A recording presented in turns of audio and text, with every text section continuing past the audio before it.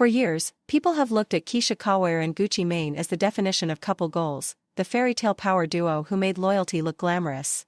Men quoted her name like a badge of honor, saying, "Find you a woman like Keyshia, someone who holds you down no matter what."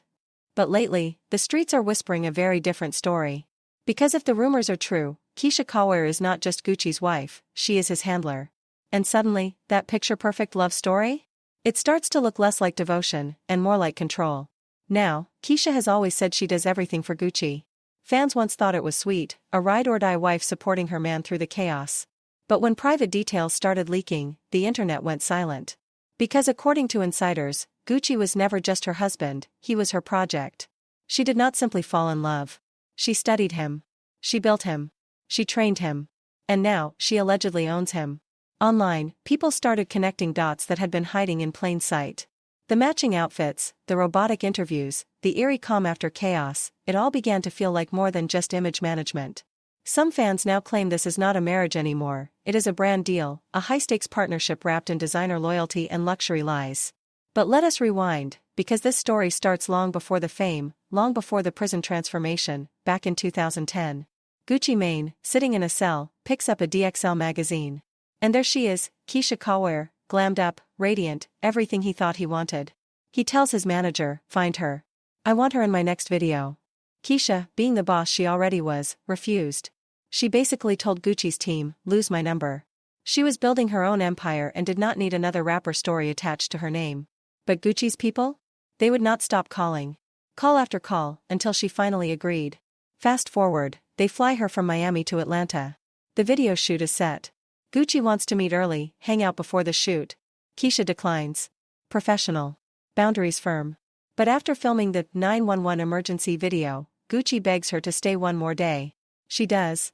And that one extra day changed everything. From the outside, it looked like destiny. But inside? It was a storm. Gucci was chaos, unpredictable, self-destructive, spiraling between fame and insanity. And Keyshia? She was the opposite. Focused. Calculated. A mother of 3, a businesswoman who built everything from scratch. When Gucci's world started crumbling, the drugs, the arrests, the online meltdowns, she stayed. But staying came with scars. Imagine standing by someone who is publicly losing control, tweeting insults at you, bragging about sleeping with other women, all while you are the one cleaning up the mess behind the scenes. That was Keyshia's reality. Social media remembers the day Gucci went on that Twitter spree, insulting his friends, calling out names, even taking shots at her. Fans were shocked. But what they did not see was the woman behind the scenes, quietly plotting survival. Because while Gucci was self-destructing, Keyshia was studying. And from that point on, people say the power dynamic flipped. Gucci may have been the rapper, but Keyshia became the architect of his image, rebuilding him piece by piece, not as a man, but as a brand. When the cops pulled up that night, it was like fate had finally caught up with Gucci. They found a weapon, and a bag of substances. The flashing red lights, the handcuffs, the mugshot, it was all over the internet within hours. Gucci Mane was gone, shipped off to federal prison for 39 months. And the world assumed that was it. The empire would crumble, the love story would end, and Keyshia would quietly walk away. But she didn't. Instead, she did something no one expected. While most people would have run for the exit, Keyshia turned prison into redemption. She turned those cold steel bars into a boot camp, a reform center, a lab where she rebuilt Gucci from the ground up. She called him 6 times a day, every single day. She created a schedule so strict it could rival a military plan, workouts, meals, reading, reflection, everything in sync, even though they were miles apart. People on social media joked that she had turned into his manager, his life coach, his everything. But the truth? She had become his lifeline. While Gucci was locked behind those bars, Keyshia was out there building empires. She was running her cosmetics line, managing money, keeping his finances stable, and building a future that would be waiting for him when he got out. There was no rebuilding phase, no comeback plan, because Keyshia had already planned everything. From his morning alarm to his bedtime, she had mapped out his entire life. When Gucci came home, it was not to chaos, it was to order. The gym, the meals, the business meetings, all locked into a daily rhythm. And when people wondered why he looked so calm, so disciplined, so different, it was because Keyshia had been training him to be different. She banned the late nights. She banned the endless studio sessions that used to send him spiraling. She built structure around him like armor, to keep him from falling back into the very darkness that had once swallowed him whole. And the loyalty she showed? It was not the kind you post about. It was the kind that hurts. The kind that breaks you and rebuilds you at the same time. Because loyalty like that comes with a price, and Keyshia paid every bit of it. While Gucci fought his inner demons behind bars, she was out here fighting her own, the loneliness, the doubt, the public judgment. Yet through it all, she stood tall, telling herself that the man the world called lost still had greatness written inside him. And maybe, she was right. Because when Gucci came out, he wasn't just free. He was transformed. Gone was the reckless, bloated rapper who had once drowned in chaos. The man who stepped out of that prison looked sharper, calmer, and hungrier than ever. The internet went wild. Memes exploded. That's not Gucci, people said. That's a clone. But the truth was darker and deeper. He was not cloned. He was reborn. Prison forced him to detox, but Keyshia gave him the direction. She was the voice in his head, the plan in his notebook, the reason he woke up every day with purpose. She had built a system so airtight that relapse wasn't even an option. While fans celebrated his comeback, few realized that behind the scenes, it was Keyshia who had re-engineered his entire life. She handled the money, cut off the leeches, and turned his brand into a business machine. Before prison, Gucci's cash would vanish overnight. After prison, every dollar had a destination. Every appearance, every post, every move was calculated, because Keyshia had learned the game, and she was playing to win. Together, they became unstoppable, but make no mistake, she was the engine. Gucci might have had the fame, but Keyshia had the formula. She reprogrammed his habits, reshaped his mindset, and rebuilt his empire from the ashes.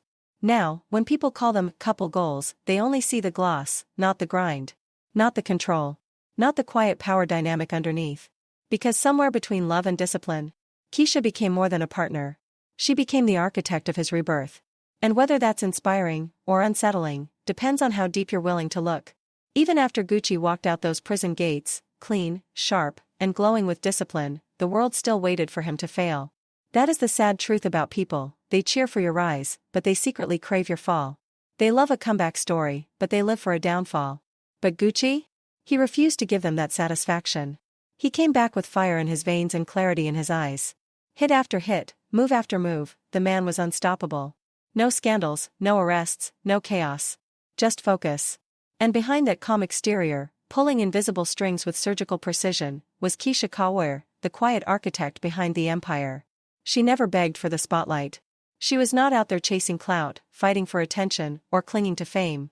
She stayed in the shadows, managing, planning, building. Every dollar, every deal, every decision, had her fingerprint on it. Their love was not built on flashy Instagram captions or fake relationship goals. It was built on blood, sacrifice, and unbreakable discipline. And Gucci? He never forgot that. In every interview, every lyric, every public appearance, he gave her credit. He told the world she saved his life. That without her, there would be no new Gucci. It was rare, almost shocking, to see a man in hip-hop, an industry powered by ego, stand before the world and say, "She made me better." For once, love looked pure. It looked redemptive. Their story became poetry, a rare Hollywood ending born from chaos. It was not about luxury or fame anymore. It was about two people rebuilding from the ashes, brick by brick. Keyshia could have left. She could have chosen ease, security, or someone without the scars. But she stayed, not because she was weak, but because she saw potential where others saw disaster. And when Gucci finally became the man she had always envisioned, it was poetic justice. She had built him, and now the world was praising him. But here is where the story turns. Because the same devotion that made their bond unbreakable, also started to make people uneasy. Fans began noticing something strange.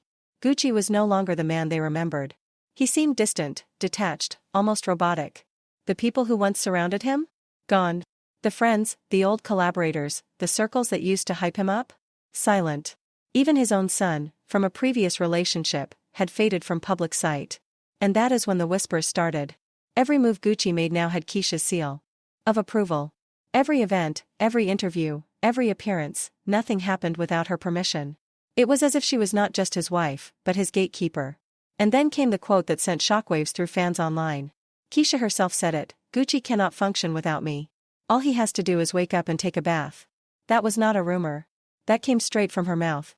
For some, it sounded like love, care, structure. But for others, it sounded like control. The kind of control that starts to feel less like protection and more like possession. Then Gucci sat down for that now infamous interview, the one where he quietly admitted he had been diagnosed with bipolar disorder and schizophrenia. It was one of those rare, haunting moments where the mask slips and the truth breathes. The world saw a man who looked calm, but carried chaos under his skin. And right beside him was Keyshia, the woman who had seen every breakdown, every episode, every dark night. She had taken his phone, locked his social media, and said she knew exactly when he was online. At first, people said, "That's real love, she's protecting him." But soon, the internet started buzzing with questions: is this protection, or control? Because when love becomes management, when trust turns into surveillance, where is the line?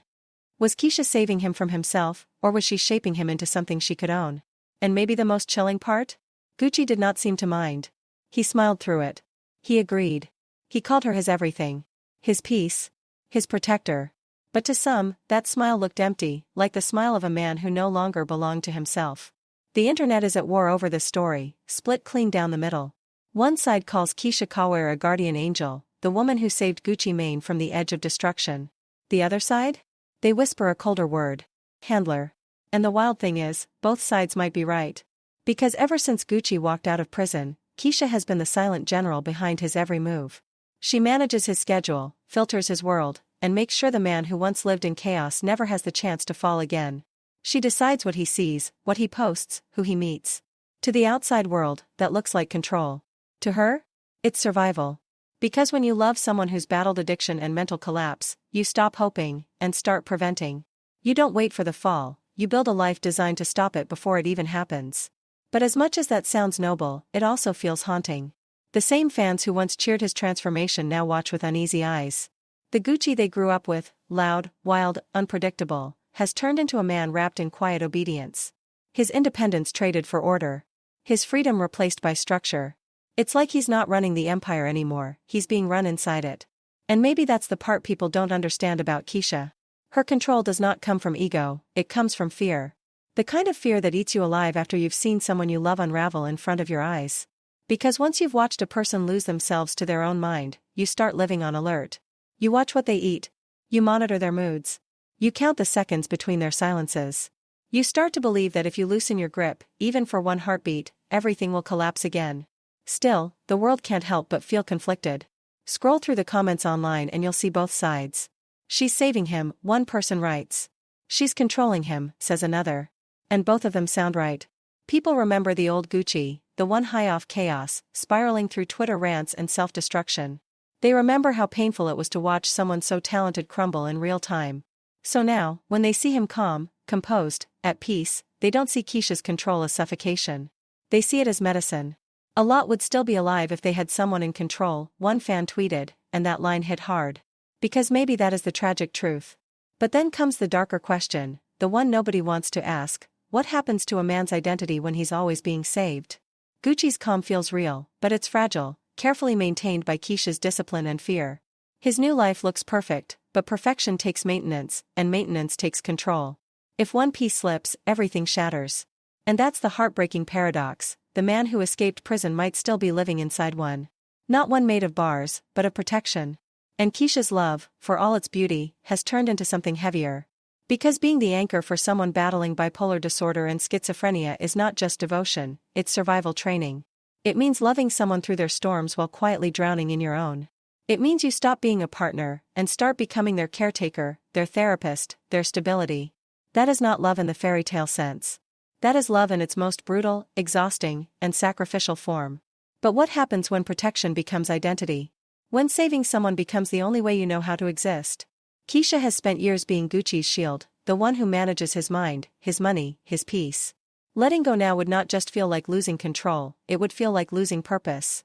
Because sometimes the savior becomes addicted to saving. And behind all the noise, there's a quieter, more painful truth no one really talks about. Living with bipolar disorder and schizophrenia is not just about surviving therapy or medication, it's about learning to trust your own thoughts again. Some days, you wake up feeling unstoppable. Other days, you don't even recognize yourself. For Gucci, a man who once thrived in chaos, that balance must feel like walking on glass. One wrong step, one emotional surge, and it could all come crashing down. Keyshia might be his anchor, but even anchors can become chains if they never let you drift. There's something hauntingly human about Gucci Mane and Keyshia Ka'Oir's story, messy, tender, and painfully real. It forces everyone watching to ask the questions they never want to face. What does love look like when survival depends on control? And when does protection stop feeling like safety and start feeling like a cage? Maybe the internet has it wrong. Maybe Keyshia isn't a handler at all. Maybe she's just a woman doing the only thing she knows to keep the man she loves alive. And maybe Gucci isn't weak for needing her, maybe he's strong enough to admit that he does. Because at the end of the day, isn't that what being human really is? Needing help, even when the world tells you not to. Still, the fear lingers, because when one person becomes the entire foundation of another's stability, you start to wonder, what happens when that foundation cracks? Perhaps the tragedy here isn't control, but circumstance. The world that shaped them is ruthless, an industry that rewards chaos, feeds on trauma, and never slows down long enough to care who breaks beneath the pressure. Gucci wasn't built for that kind of machine. He was too open, too raw, too human. So Keyshia built the armor he couldn't build for himself. She cleaned the image, tightened the brand, and gave him structure so he could survive a world that profits off collapse. And that's where the real twist lies. Maybe Keyshia's control isn't dominance, it's defense. Maybe love had to look like strategy just to keep him breathing. In the end, their story isn't about domination or dependence. It's about survival. Two people clinging to each other in a storm that never really ends. It's confusing, uncomfortable, and far from perfect, but maybe that's what makes it real. Because sometimes love doesn't look like freedom. Sometimes it looks like restraint. Sometimes it looks like deleting someone's social media, locking their phone, or planning their day hour by hour, not out of control, but out of care. And maybe that is what healing looks like for them, imperfect, heavy, but still love all the same. Keyshia upgraded him, not just like that Beyoncé song, but in every sense of the word. Gucci had always been an icon of the trap world, but she turned him into a brand that could survive beyond it. She helped him trade chaos for strategy, street instincts for corporate decisions.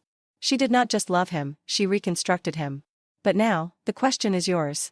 Was Keyshia Ka'Oir saving her husband, or shaping him into someone he could never be without her? Should she keep holding the reins tight, or finally let him stand on his own? Tell me what you think. Drop your thoughts in the comments below. Do you think her control is protection, or possession? And while you are here, make sure to hit that like button, subscribe for more deep dive stories, and turn on those notifications, because this one? It's far from over. Until next time, baddies, stay curious, stay kind, and remember, sometimes the most shocking story